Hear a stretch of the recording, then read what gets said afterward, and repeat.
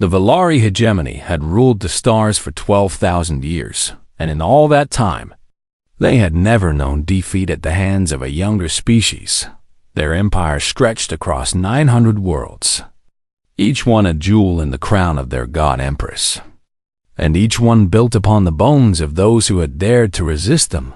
The Valari were tall and elegant, creatures with skin like polished marble and eyes that glowed with an inner violet light. And they believed with absolute certainty that the universe had been created for them. Alone, every other species existed only to serve, to bow, or to die. This was the natural order of things. And for 12,000 years, nothing had challenged this belief when they first encountered humanity. The Valari felt nothing but contempt. Here was a species barely 3 centuries into spacefaring, scattered across a handful of colonies, armed with primitive weapons and protected by fragile ships. The humans had no great empire, no ancient traditions, no claim to galactic power. They were insects, and the Valari would crush them as they had crushed so many others before. The war began over a small colony world called Kepler-22b, a green and blue planet that humans had settled only 50 years prior. The Valari wanted it for its mineral deposits, and they did not ask permission there. Warfleet arrived without warning and burned the orbital stations to ash within the first hour. The ground invasion followed, swift and merciless, and within 3 days, the colony had fallen. But the Valari did not simply want victory. They wanted something far more precious. A symbol among the prisoners taken was Admiral Helene Navarro, the highest-ranking human military officer in the sector. She was a woman of 53 years, with iron-gray hair and eyes the color of a winter storm, and she had commanded the defense of Kepler-22b until the very last moment when the Valari soldiers dragged her from the burning command center. She did not scream or beg. She simply looked at her captors with an expression they could not understand. It was not fear, it was not despair, it was patience. High Priestess Exalith, supreme ruler of the Valari hegemony, received news of the capture with great pleasure.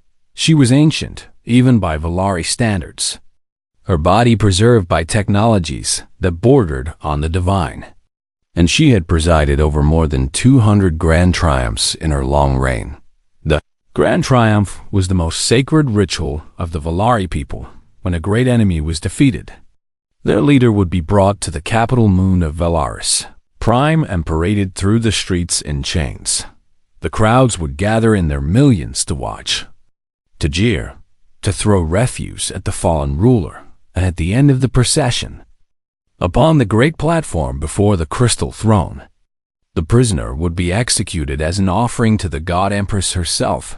It was a spectacle of absolute dominance, a reminder to all the galaxy that resistance to the Valari was not merely futile, but cosmically improper. And now, for the first time in history, a human would walk that path of Shamak Zalith. Ordered preparations to begin immediately. The procession route would be lined with soldiers in ceremonial armor, the streets decorated with banners proclaiming Valari supremacy, and holocameras would broadcast the event to every corner of the hegemony. But Exalith wanted something more. She wanted the ritual to be perfect, tailored specifically to humiliate this particular species in the most devastating way possible. For this task, she summoned her archivists. The Archive of Conquered Peoples was a vast repository of knowledge located deep beneath the surface of Valaris Prime. Here, the Valari kept records of every species they had ever defeated, every culture they had ever destroyed, every world they had ever claimed. It was their trophy room, their museum of extinction, and it was tended by scholars who spent their entire lives studying the dead. Among these scholars was a young Valari named Tethran, who was considered unusual by his peers, too curious, too prone to asking uncomfortable questions. But his brilliance was undeniable when the order came to research human culture for the Grand Triumph. The task fell to him. Tethran began his work with the casual arrogance typical of his kind, expected to find a primitive species with primitive customs, easy to mock and easier to break. What he found instead kept him awake for 7 nights. The humans had a history far richer and far darker than anyone had imagined. They had built empires that spanned continents, waged wars that killed millions, created art and music and literature that rivaled anything the Valari had ever produced, but it was one particular civilization that seized Tethran's attention and would not let go. They called themselves Romance 25. Centuries before humanity reached the stars, the Romans had built an empire that dominated their world for 1,000 years. They were warriors and builders, poets and tyrants, and they had developed a ritual so similar to the Valari Grand Triumph that Tethran felt ice form in his chest. When he read about it, the Roman Triumph was a ceremony held to celebrate a great military victory.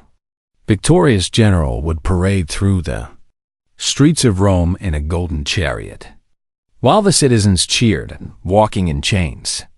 Before him would be the defeated enemy, leaders, kings and queens, princes and warriors, all dragged through the mud to demonstrate Roman supremacy. At the end of the procession, many of these prisoners were taken to a dark underground chamber called the Tullianum, and there, in the cold and the dark, they were strangled to death. Ran read the names of those who had suffered this fate. Vercingetorix, the great chief of the Gauls, who had united his people against Rome and fought with legendary courage, only to spend 6 years in a Roman prison before being paraded through the streets and executed. Jugurtha, king of Numidia, who had defied Rome for years before being captured and left to starve in a dungeon. Zenobia, warrior queen of Palmyra, who had carved out her own empire in the east before being defeated and dragged to Rome in golden chains.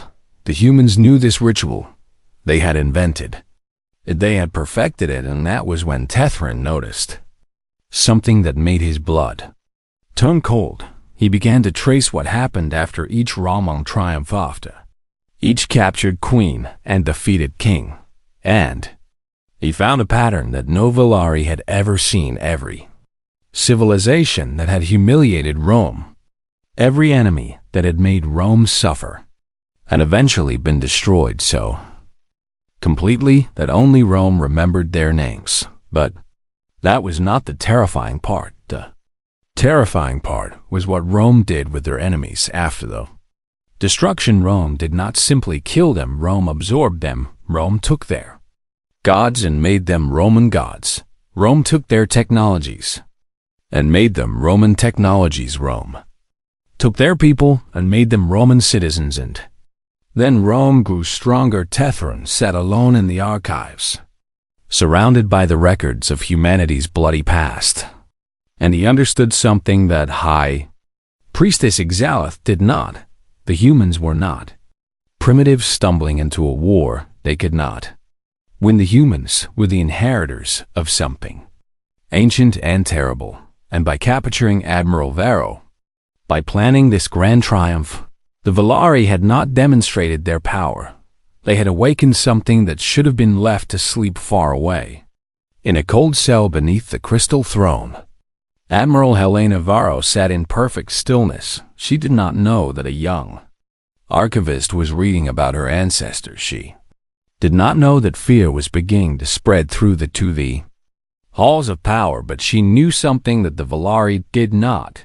She knew that humanity had been here before, and she knew exactly how this story would end.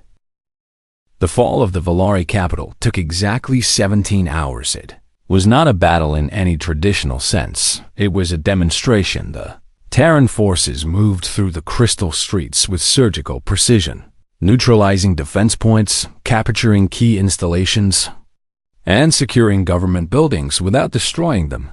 They did not bomb the beautiful spires or burn the ancient archives. They did not massacre civilians or execute prisoners. Instead, they simply took control, street by street, building by building, until the entire capital was theirs. And through it all, the holocameras kept broadcasting across the 900 worlds of the hegemony. Billions of Velari watched in stunned silence as their invincible empire was dismantled by a species they had dismissed as primitives. They saw their soldiers surrender. They saw their leaders captured. They saw their flag lowered from the crystal throne and replaced by the banner of the Terran Commonwealth. A blue field bearing a golden eagle clutching olive branches and arrows. Priestess Exalith was found cowering in her throne room, surrounded by the last of her personal guard. The guards fought bravely, but they were overwhelmed within minutes when the Terran soldiers entered the chamber. They found the ancient empress huddled behind her throne, her violet eyes wide with terror. "Kill me," she whispered as they approached. "Kill me and be done with it." Admiral Helena Varro stepped through the door. She had washed away the filth from the procession and changed into a clean uniform. The black and silver of the Terran Navy on her chest were the medals of a dozen campaigns. On her shoulders were the stars of her rank, and in her eyes was something that made Exalith's blood turn to ice. "Kill you," Varro repeated, as if tasting the words. "No, High Priestess. Killing you would be a mercy, and we did not come here for mercy." She gestured to her soldiers. "Put her in chains." They used the same energy shackles that had bound Varro during the Grand Triumph. They fit perfectly. The procession that followed was broadcast to every world in the hegemony, just as Varro's humiliation had been, but this time it was Exalith who walked barefoot through the crystal streets. This time it was Exalith who was pelted with refuse by crowds that had gathered to watch. But these crowds were different. They were not Velari citizens eager to see a human suffer. They were freed slaves from 100 conquered worlds. Beings who had spent generations under the Velari yoke, now standing in the streets of their oppressors' capital and watching their tormentor brought low. They screamed at Exalith in a dozen different languages. They threw things that stained her ceremonial robes. They wept and laughed and shouted in a chaos of emotion that had been building for centuries. And Exalith walked. She had no choice. The procession followed the exact same route that Varro had walked. Every turn, every street, every corner, and at the same platform before the crystal throne, now occupied by Terran officers. Instead of Velari priests, Admiral Varro stood waiting behind her. On a massive holoscreen, a counter displayed the number of beings watching across the galaxy. The number was larger than any broadcast in Velari history. "High Priestess Exalith," Varro said, her voice carrying clearly through the plaza. "You asked me if I had any final words before my execution. Now, I will ask you the same question. Do you have anything to say?" Exalith looked up at her conqueror with hatred burning in her violet eyes. "You will never hold this empire," she spat. "You are too few, too weak. Our people will rise against you. They will never accept human rule. You have won nothing." Varro nodded slowly. "You are right about one thing," she said. "We are too few to hold your empire by force. We could not garrison 900 worlds even if we wanted to. And you are right that your people would resist direct human rule." She turned to face the holocameras. "That is why we will not rule you." A murmur ran through the crowd. 2,000 years ago, Varro continued, there was an empire on Earth called Rome. You studied their triumphs, but you did not study their wisdom. Rome did not conquer the world by killing everyone who opposed them. Rome conquered the world by giving their enemies a choice. She looked back at Exalith. The Romans offered their defeated enemies citizenship. They offered them law, trade, protection, and a place in something greater than themselves. And in exchange, those former enemies became Romans. They fought for Rome, they built for Rome, they died for Rome, and Rome grew stronger with every people it absorbed. Varro gestured to the Velari capital around them. "You asked what Rome did to captured queens. Let me show you." She raised her hand. The soldiers standing guard over Exalith stepped back. The energy shackles deactivated and fell to the ground. Exalith stood frozen, unable to comprehend what was happening. "I am not going to kill you," Varro said. "I am not going to imprison you. I am not even going to exile you from your own capital. She stepped closer to the former empress. I am going to let you live, and I am going to let you watch. She turned back to the holocameras. Citizens of the Valari hegemony. Your empire is not destroyed. It is transformed. From this day forward, the hegemony will become a member state of the Terran Commonwealth. You will keep your worlds, your cultures, your traditions, but you will answer to a new authority. And that authority will ensure that what you did to 100 species will never happen again. She paused. The slaves are freed. The conquered peoples are liberated, and any who wish to join the Commonwealth as equal citizens are welcome to do so. As for your former leaders, she looked at Exalith. They will not be executed.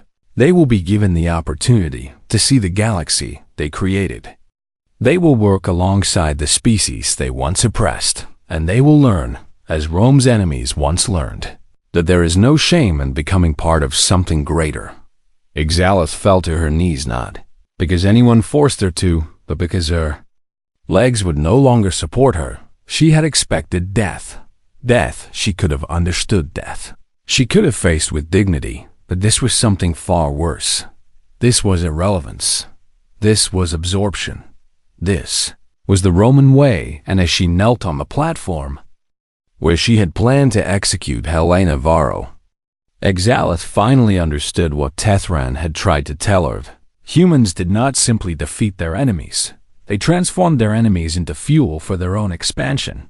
And now the Valari hegemony, 12,000 years of conquest and cruelty, would become nothing more than another chapter in humanity's endless story, far away.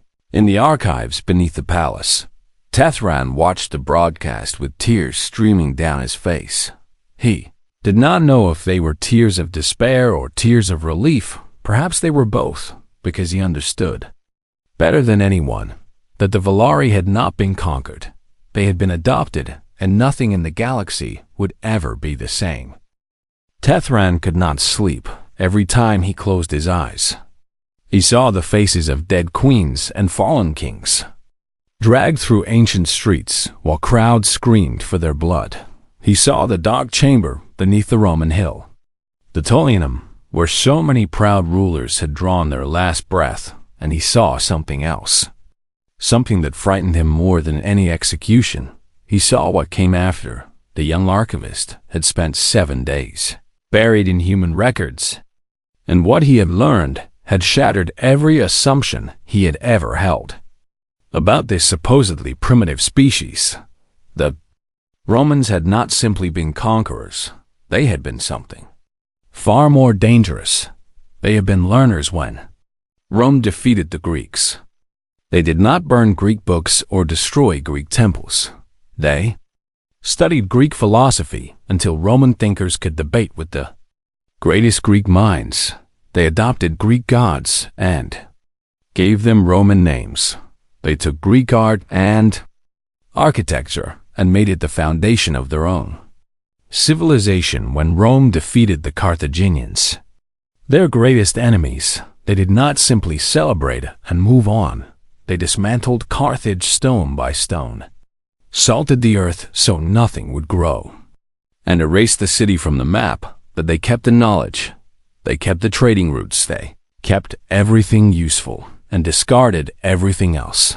This was the Roman way: humiliate your enemies in public, then consume everything that made them strong, and grow stronger with every conquest. Tethran pulled up more records, his hands trembling slightly as he worked the archive interface. He found the story of Cleopatra, the last queen of Egypt, who had allied herself with Rome's enemies and lost everything, rather than face the humiliation of being paraded through Roman streets. She had taken her own life, but Egypt did not escape. Egypt became a Roman province, its wealth flowing into Roman coffers, its grain feeding Roman citizens, its ancient wisdom absorbed into Roman libraries. He found the story of Boudica, queen of a tribe called the Iceni, who had led a great rebellion against Roman rule in a cold island called Britain. She had burned Roman cities and killed tens of thousands before the legions crushed her uprising. Romans did not forget her. They did not forgive her. They hunted down her people and made Britain so thoroughly Romang that the island would speak a language descended from Latin for the next 2,000 years. Every enemy, every rebel, every proud nation that had stood against Rome, all of them had been defeated, humiliated, and absorbed, and Rome had grown from a single city to an empire that spanned 3 continents. Tethran leaned back in his chair and stared at the ceiling of the archive. The Valari had been conquering other species for 12,000 years. In all that time, they had never once tried to learn from their enemies. Why would they? The Valari were perfect. The Valari were chosen. The Valari had nothing to learn from lesser beings. But the humans were different. Humans had built their entire civilization on a foundation of borrowed ideas, stolen technologies, and absorbed cultures. They were not proud. They were not pure. They were something far more terrifying. They were adaptable, and now the Valari had given them the greatest gift imaginable. The Valari. The Valari had shown them how the hegemony made war. The Valari had shown them the location of the capital. The Valari had shown them that even the mighty could be hurt. Thran gathered his research and requested an audience with High Priestess Exalathet. Took 3 days for the request to be granted. 3 days during which Tethran barely ate or slept. 3 days during which the preparations for the grand triumph continued without pause. When he finally stood before the crystal throne, Tethran felt very small. Exalathet was ancient and terrifying, her violet eyes burning with the cold fire of absolute authority. Around her stood the great lords and generals of the hegemony, each one a master of war, each one eager for the coming spectacle. "You have something to tell us about the humans," Exalathet said, a voice echoing through the throne room like a death sentence. Seterin bowed deeply and began to speak. He told them about Rome. He told them about the triumph. He told them about the Tullianum and that they strangled kings. He told them about absorption and adaptation, about enemies becoming subjects and subjects becoming citizens.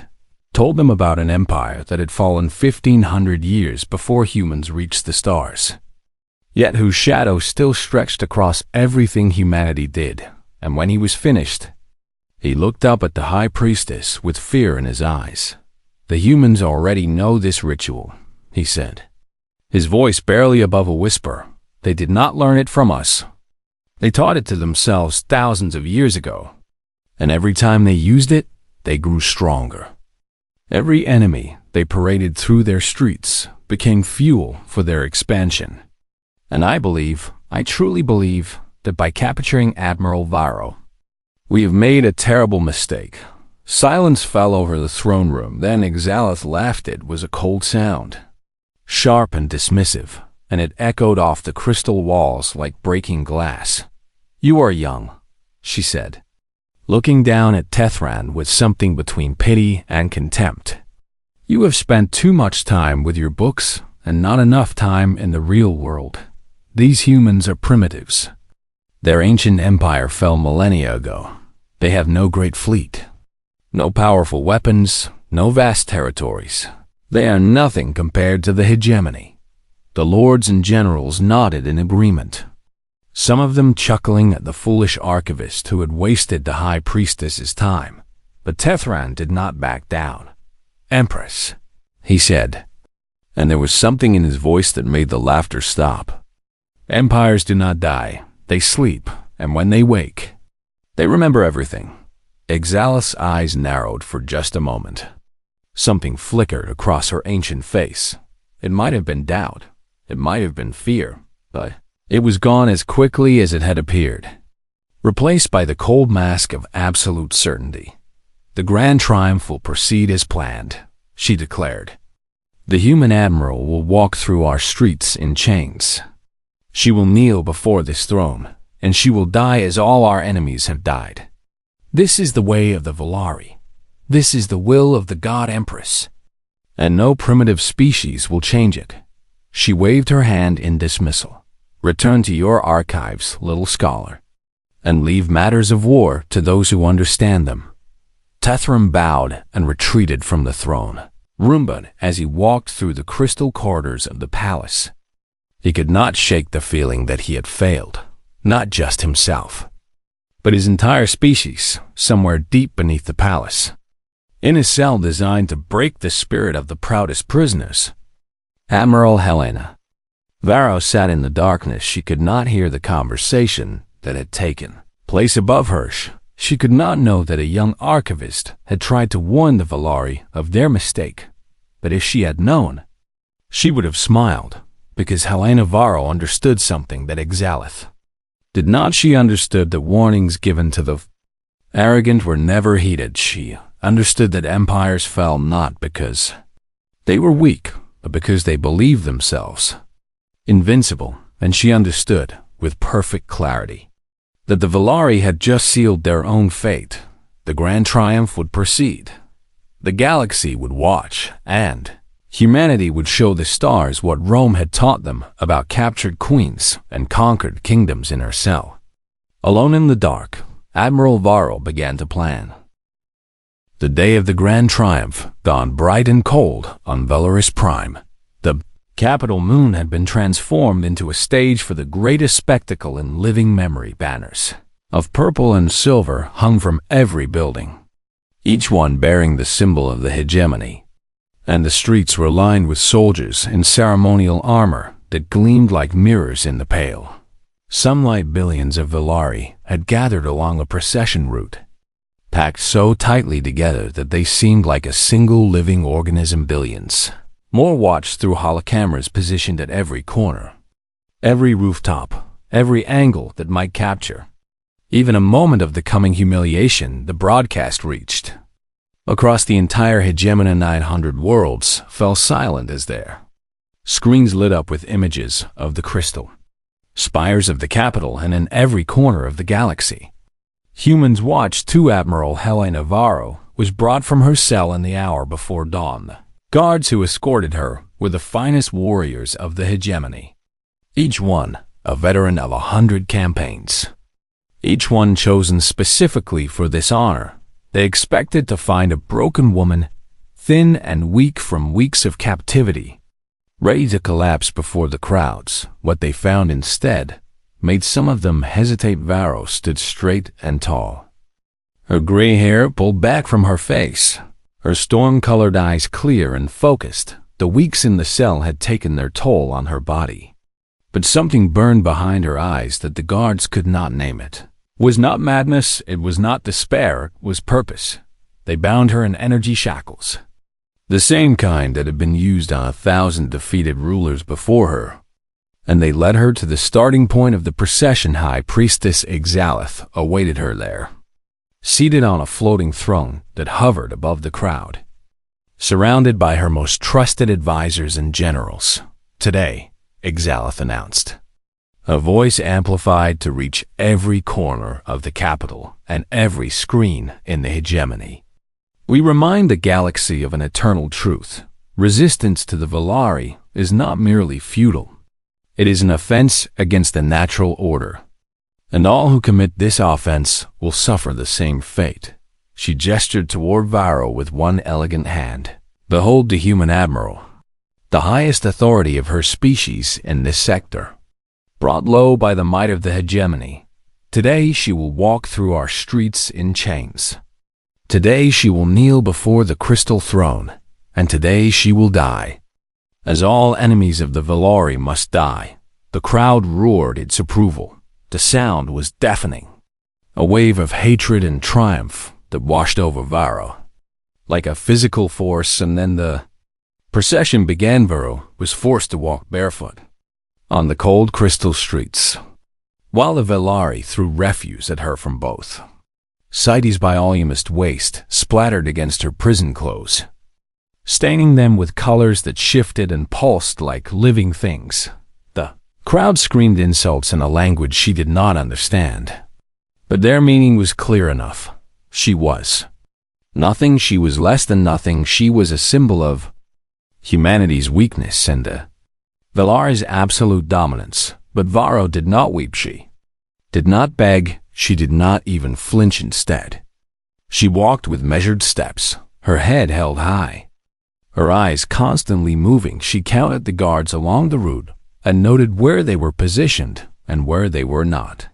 She studied the buildings and identified the structural weaknesses, the access points, the places where a small team might enter unseen. She observed the holocameras and calculated the exact frequency of the broadcast signal by the subtle flicker of their indicator lights, and she waited the procession wound through the heart of the capital for nearly 3 hours. By the time Varro reached the great platform before the crystal throne, she was exhausted and bruised, covered in filth and barely able to stand, but her eyes were still clear and her count was complete. High Priestess Exalith descended from her floating throne and stood before the platform, looking up at the broken human with satisfaction.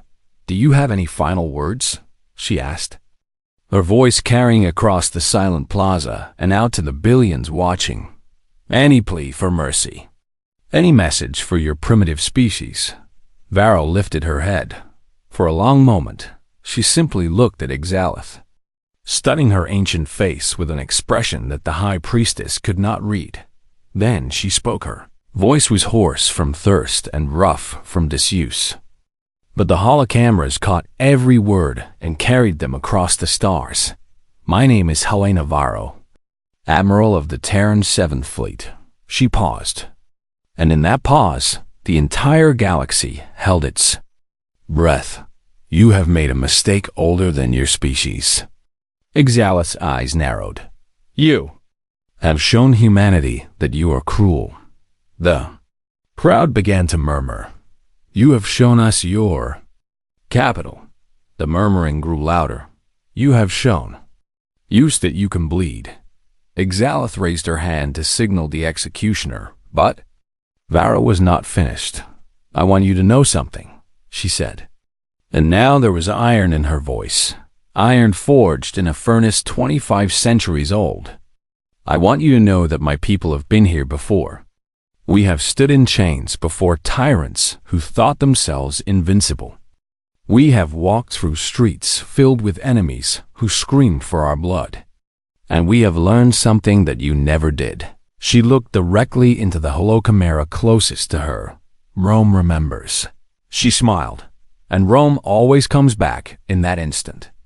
The sky above the capital split open. A Terran warship, somehow undetected until that very moment, decloaked directly above the execution platform. The ship was massive, its hull black as space itself, and painted on its side was a symbol that made Tethran, watching from the archives, feel his heart stoke. A wolf nursing 2 infants beneath the shadow of an eagle before anyone could react. Figures in black armor dropped from the ship's belly, falling like meteors toward the platform. They moved with impossible speed and precision, cutting through the ceremonial guards before a single alarm could be raised. The crowd erupted into chaos. The holocameras kept recording, and across the galaxy, billions of beings watched as Admiral Helena Varro was freed from her chains by soldiers who moved like ghosts and fought like demons. One of the soldiers, a young woman with the wolf and eagle on her shoulder, handed Varro a weapon and a communicator. Varro took them both without hesitation. "Admiral," the soldier said, "the fleet is in position. What are your orders?" Varro looked up at the sky, where more ships were decloaking, dozens of them, then hundreds. A wall of steel and fire that blotted out the stars. She looked at High Priestess Exalith, frozen in shock on the steps of the crystal throne end. She smiled again. "Begin the lesson." The first missiles struck the Valari defense platforms before anyone could give the order to raise shields. The second wave took out the orbital stations, and then the ground troops began to land, not to destroy, not to massacre, but to occupy, because humanity had not come to burn the Valari capital. They had come to take it. They had come to show the galaxy what Rome had always known, that the cruelest punishment was not death, it was living long enough to see everything you believed in proven wrong. 1 Terran year had passed since the fall of the Crystal Throne. The galaxy had changed in ways that no one could have predicted. And nowhere was that change more visible than on Velaris Prime itself. The crystal spires still stood, beautiful and ancient, reaching toward the stars as they had for 12,000 years. But the banners that flew from them were different now. Purple and silver still dominated the colors of the Velari people, but woven through them were threads of blue and gold. The colors of the Terran Commonwealth. It was a symbol of what the new order had become. Not conquest, not occupation, but union. The former Velari hegemony had been reorganized into the Velari Protectorate, a member state of the Commonwealth with full representation in the governing council. Velari citizens could travel freely to human worlds, trade freely with human merchants, and even serve in the Commonwealth military if they chose. In exchange, they had to accept certain changes. The practice of keeping slaves was abolished. The ritual of the Grand Triumph was forbidden, and the conquered peoples, the 100 species that had suffered under Velari rule for centuries, were given the right to determine their own futures. Some chose independence, some chose to join the Commonwealth directly, and some, surprisingly, chose to remain part of the Velari Protectorate, working alongside their former masters to build something new. It was messy and complicated and far from perfect, but it was working. High Priestess Ixalith had been stripped of her title and her power, but she had not been killed or imprisoned. Instead, she had been given a new role, one that Admiral Varro had designed specifically for her. She was now a clerk in the Commonwealth Archives, the same archives that had once been the trophy room of the Velari Empire. Every day, she sat at a small desk in a quiet corner and filed reports about human history, reports about the rise and fall of empires, reports about what happened to civilizations that thought themselves invincible. It was a punishment more terrible than death. Every document she handled reminded her of how thoroughly she had been defeated. Every name she recorded was a lesson in humility. She read about the Carthaginians, who had challenged Rome and been erased so completely that their very language was forgotten. She read about the Persian Empire, which had sent millions of soldiers against the Greeks and lost, only to be conquered centuries later by a student of Greek philosophy named Alexander. She read about the Third Reich, which had declared itself a 1,000-year empire and collapsed in 12 years. She read about the Proxima insurrection, the first human colony to rebel against Earth, which had fought for independence for 30 years before accepting Commonwealth membership and becoming one of its most prosperous member states. Every story was different, but every story taught the same lesson: those who fought against humanity could be destroyed. Those who joined humanity could thrive. There was no third option. Ixalith understood now why Varro had spared her life. Death would have made her a martyr. Prison would have made her a symbol of resistance. But this slow and endless education in human history, this was something far more insidious. It was conversion every day. She learned a little more about how humans thought every day. She understood a little better why they had won, and every day, a small part of her began to wonder if perhaps the Velari way had not been the only way after all. She hated herself for these thoughts, but she could not stop them from coming. This was what Rome did to captured queens. Not death, not exile. Transformation. In another part of the archives, Tethran worked at his own desk. Though his role was very different from Ixalith's, had been promoted to cultural liaison, a position that required him to help Velari citizens understand their new place in the galaxy. He gave lectures on human customs and traditions. He answered questions about Commonwealth lore. He helped young Velari who wanted to study on human worlds, navigate the application process, and he watched. He watched as the children of two species began to play together in the rebuilt streets of the capital. He watched as Valari merchants learned to trade with human partners and discovered that cooperation was more profitable than conquest. He watched as former slaves and former masters slowly, painfully, began to see each other as something other than enemies. It was not forgiveness. Forgiveness would take generations, if it came at all, but it was something. It was a beginning one day. A young Valari student came to Tethran with a question that made him pause. "Sir," the student asked, "I have been studying human history, as you suggested, and I do not understand something. The humans were conquered many times in their past, by the Mongols, by the Persians, by their own kind, in countless civil wars. How did they survive when so many other species did not?" Tethran considered the question for a long moment.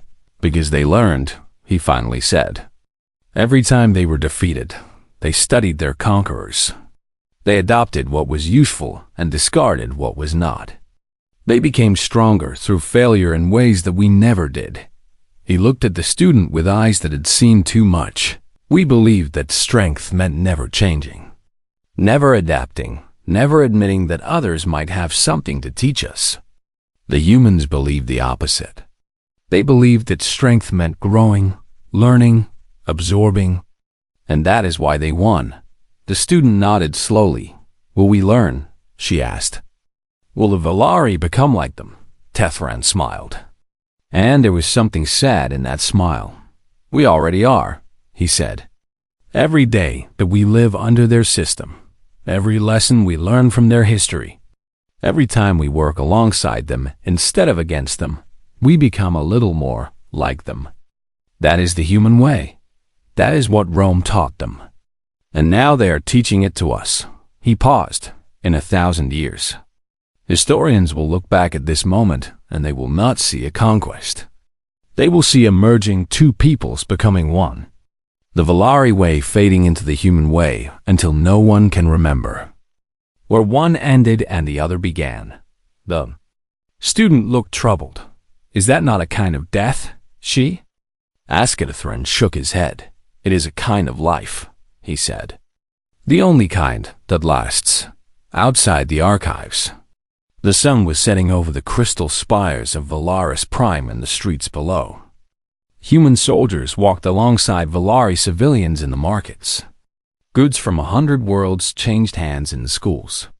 Children learned a history that included both Earth and Valaris, and somewhere, in an office that had once belonged to the most powerful being in the galaxy, Admiral Helena Varro sat at her desk and looked out at the world she had helped create. She thought about Rome. She thought about the long chain of history that connected her to soldiers who had marched through the streets of a city that no longer existed. She thought about the queens they had captured and the kingdoms they had absorbed, and she thought about what came next, because this was not the end. This was never the end. Humanity would keep growing, keep learning, keep absorbing. They would meet new species, face new challenges, fight new wars, and they would do what they had always done. They would adapt, they would overcome, they would make their enemies into their children, and the Pax Humana would spread across the stars, one world at a time, until the very concept of humanity meant something far greater than a single species from a small blue planet, until it meant everyone, till it meant everything. That was what Rome had taught them. That was what they had become, and that, more than any weapon or any fleet, was why they would never be defeated. Because you cannot kill an idea, and humanity was the oldest idea of all, the idea that tomorrow could be better than today, the idea that enemies could become friends, the idea that there was always room for one more at the table. The Valari had thought themselves the masters of the galaxy. Now they were learning what humanity had always known, that there were no masters. There were no slaves. There was only the endless, unstoppable, terrifying process of becoming something more. And that process had a name. It was called civilization, and it belonged to everyone now.